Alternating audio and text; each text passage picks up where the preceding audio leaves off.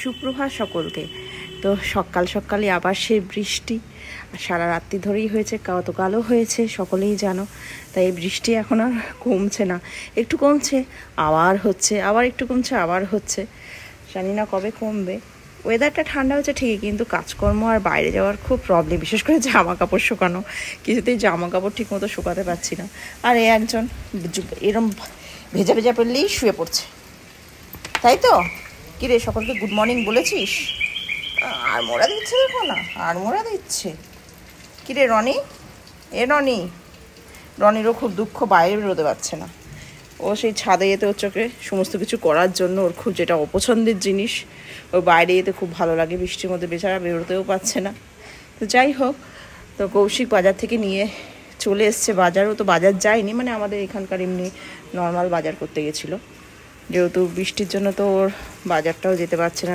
আর আজকে কৌশিক বাজার থেকে নিয়ে এসছে হচ্ছে মিষ্টি কচুরি। এটাই আমাদের জলখাবার, আমরা সকলে মিলে কচুরি আর মিষ্টি দিয়ে জলখাবার খাবো। ওইদিকে বাপিকে দিয়ে দিচ্ছে, আর সানা অলরেডি খাওয়া আরম্ভ করেছে। আর কতদিন লাগবে?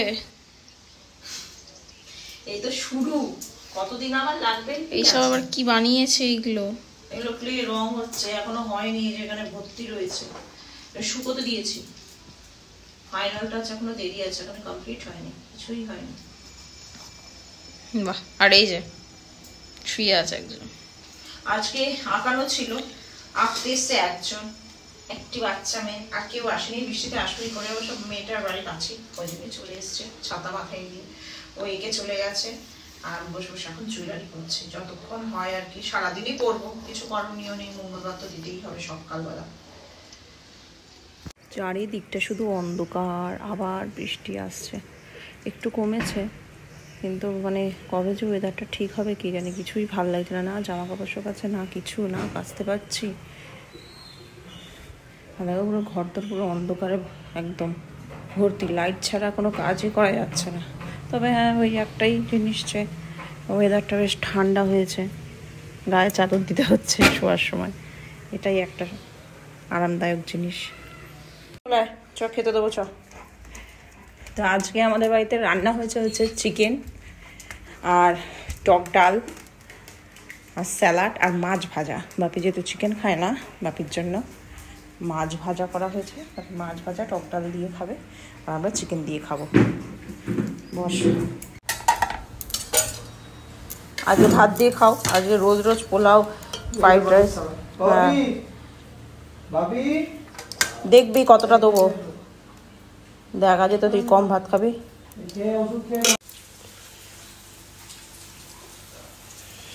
এটা কি গো? মিষ্টি। মিষ্টি মানে কি? পান্তুয়া? হ্যাঁ। এটা কি? ভাত। চাটনি হয়নি, ওই জন্য পান্তুয়া দিয়ে খাচ্ছি। মাংসের পর আমার মিষ্টি খেতে ভালো লাগে। এই যে চিকেনের হাড্ডি, এই যে এখন চিকেন এই যে রয়েছে, এখনো রয়ে গেছে।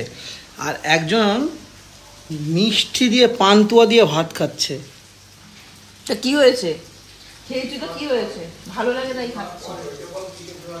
পান্তুয়া দিয়ে ভাত খাচ্ছে কেউ দেখেছে? চিকেনের হাড্ডি এক থালায় দিকে, এদিকে পান্তুয়া দিয়ে ভাত খাচ্ছে। আমার ভালো লাগে খেতে। চাটনি দিয়ে মানুষ খায় তো, মিষ্টি দিয়ে ভাত খায় কেউ? তো বৃষ্টি আবার আরম্ভ হলো জোরদার। এ আর জন্মে কমবে না। আর এই একজন মনটা আজকে খারাপ বড়ই, তার কারণ হচ্ছে এর আজকে পোলাও হয়নি বলে, ওই জন্য রাত্রিবেলা দিকে রুটি টুটি করে দেবো, তখন খাস। ভাত দিয়ে চিকেন দিয়ে খেতে চায় না। কি দেখছিস, কি হয়েছে? দুদিন ধরে সারাদিন বাড়িতেই রয়েছে, আজকেও বাড়িতেই থাকতে হবে, রবিবার, কিন্তু বেরোনোর কোনো উপায় নেই, কারণ বৃষ্টি হচ্ছে, বাড়িতেই থাকবো। তো বৃষ্টি কমলে একজনকে জুয়েলারি দিতে যাওয়ার কথা আছে। যদি বৃষ্টি কমে তাহলে যাব, নাহলে আর যাবো না। সেটা বিকালবেলার দিকে, সন্ধ্যার দিকে জাস্ট যাবো, চলে আসবো।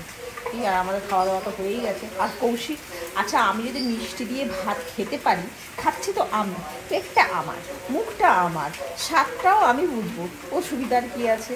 সত্যি, আর এই যেটা খেতে ভালোবাসে, যদি দই দিয়ে ভাত দিয়ে খাওয়া যায়, তাহলে মিষ্টি দিয়ে কেন ভাত দিয়ে খাওয়া যাবে না? আমি তো বড়দিন সন্দেশ দিয়েও ভাত দিয়ে খাবো, দেখবো টেস্ট করে কেমন লাগে। সব কিছু একবার করে টেস্ট করে নেওয়া উচিত, কোনটা দিয়ে কখন কীভাবে ভালো লেগে যাবে বোঝা মুশকিল। তো দেখলাম মিষ্টি দিয়ে ভালোই লাগে খেতে।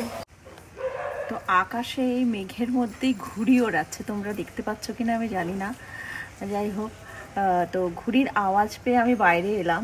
তো যেহেতু বিশ্বকর্মা পুজো চলে এসছে, তো ঘুড়ি ওড়া স্টার্ট হয়ে গেছে। দেখো দুটো ঘুড়ি ওড়াচ্ছে, জাস্ট বৃষ্টিটা কমেছে আর ঘুড়ি ওড়ানোও স্টার্ট বাচ্চাদের।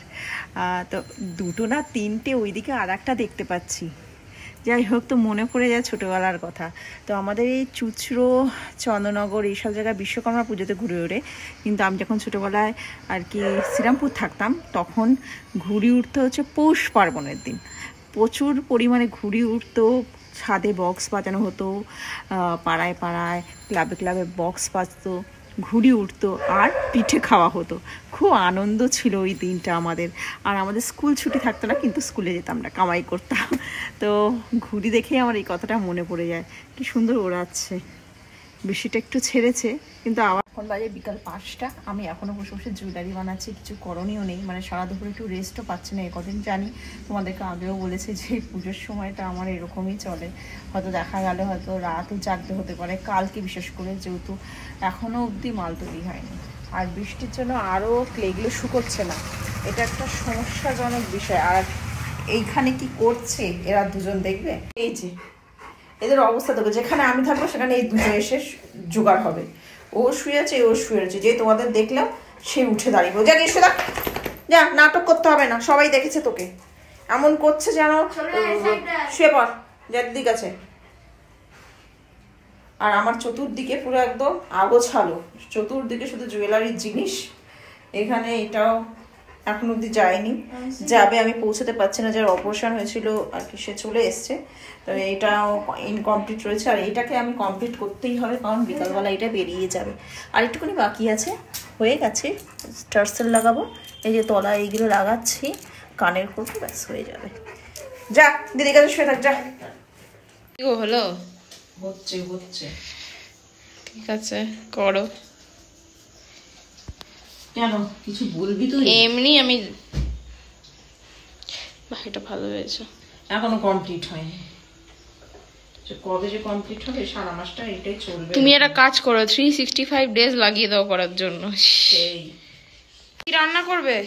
রুটি করব, মাংস আছে, ঠাকুর দাদার খাবার রয়েছে, শুধু রুটি করলেই হয়ে যাবে। ঠিক আছে, অন্য কিছু লাগবে তো না না ঠিক আছে।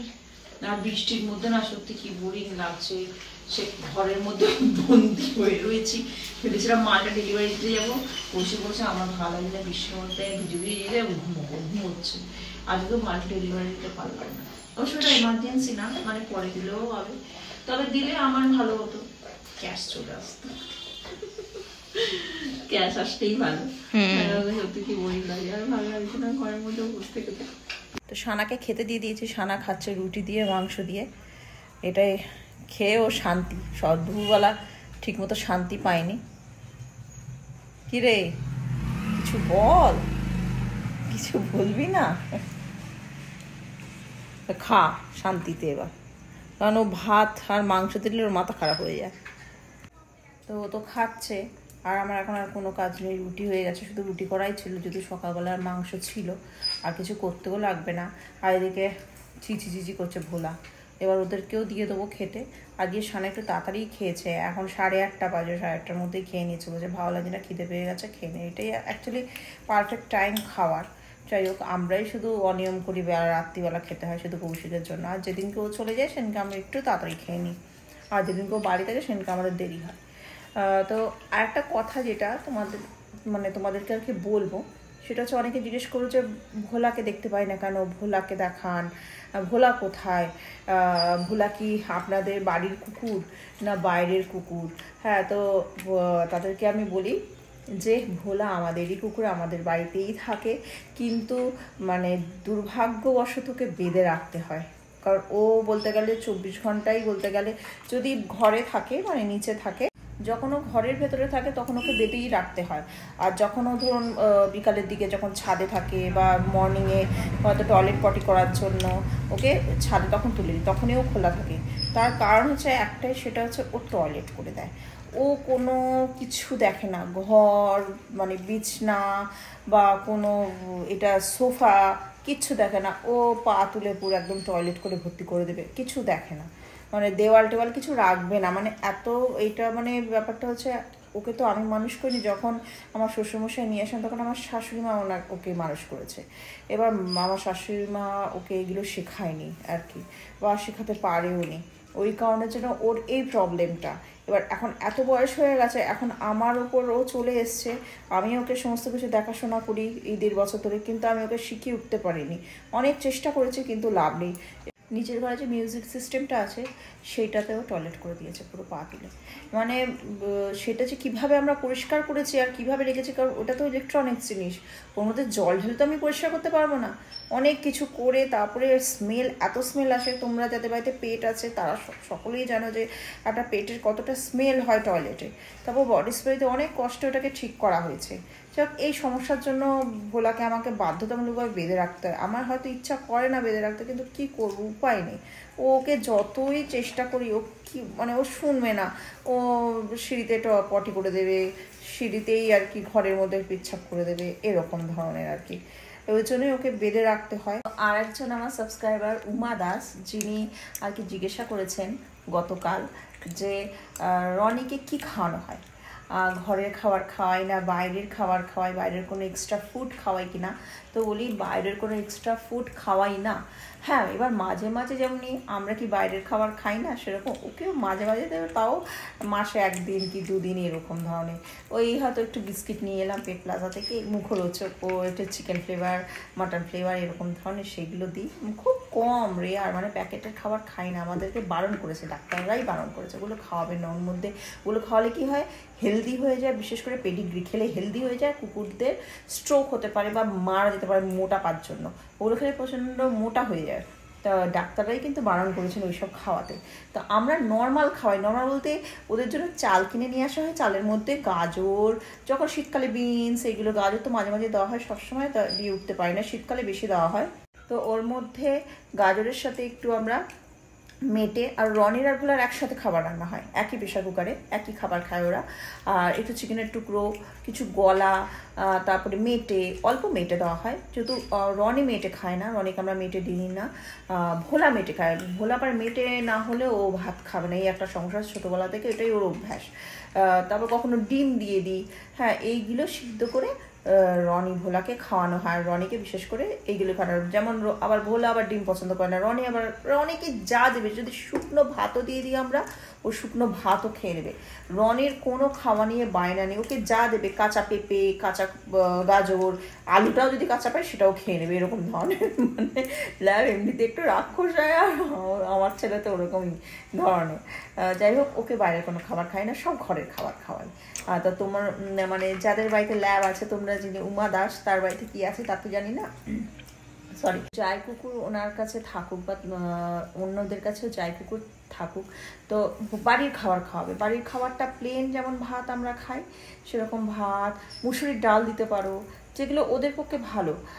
সেইগুলো ওদের একটা আলাদা চার্ট আছে, কোনটা ওদের পক্ষে ভালো, কোনটা ওদের পক্ষে ভালো না, কোনটা হার্মফুল। আমি একদিন চার্টটা শেয়ার করে দেবো। এই মুহূর্তে আমি দিতে পারছি না এই ব্লগে, নেক্সট ব্লগে আমি এই সম্পর্কে আরেকবার একটা আলোচনা করব 2-1 দিনের মধ্যে। সেটাতে আমি বলে দেবো যে ডগদের কি কি দিতে হয়, এগুলো সব আমাকে ডাক্তাররাই দিয়েছেন। তো এইগুলোই খাওয়াবে তোমরা, নর্মাল খাবার খাওয়াবে, বাইরের কিছু এক্সট্রা কিছু খাওয়াবে না। তাতে দেখবে ওর ভালো থাকবে, রোগাও থাকবে, মানে হেলদি চেহারা থাকবে, সহজে ওদের ফ্যাটিটা আসবে না। আর নর্মাল যেগুলো বিস্কুট টিস্কুট তো মাঝে মাঝে দিতেই হয়, ওগুলো যেমনি আমরা খাই সেরকম। রুটি দিতে পারো, ভোলা আবার রনির আবার রুটিতে আবার অম্বল হয়ে যায়, যারা রুটি সহ্য করতে পারে তাদের রুটি দেবে, টক দই দেবে, টক দই খাওয়ানো ভালো, এরকম ধরনের। ডিম, এই দিকে নর্মাল খাও। তো খাওয়া হয়ে গেছে, নিচেও চলে এসেছি, এবার ঘুমানোর পালা। তো আজকের মতো ব্লগটা এখানেই শেষ করে দিচ্ছি। কালকে দেখা হচ্ছে একটা নতুন ব্লগ নিয়ে। সকলে ভালো থেকো, সুস্থ থেকো।